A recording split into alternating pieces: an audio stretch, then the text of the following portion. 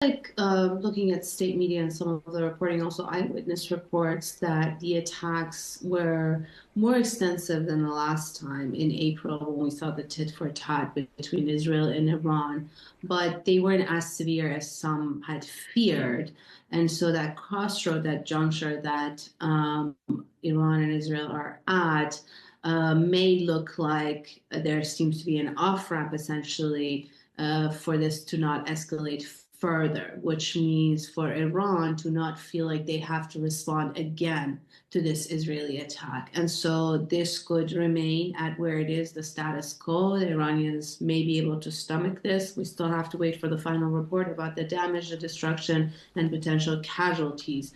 But if what we're seeing is the extent of it, I think it may not merit an Iranian response, and this could potentially end the tit for tat here. But nevertheless, it's a dangerous juncture, and it could also potentially escalate if reports come that there was severe destruction or any casualties.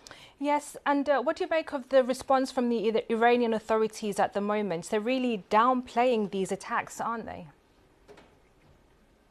They are, which signals two things. One is that the attacks were not as severe as some had feared. And two is that also, whatever the extent of the attacks, they feel like they can stomach it, as in this state. So, one is the reality of how much destruction has actually happened, how much damage.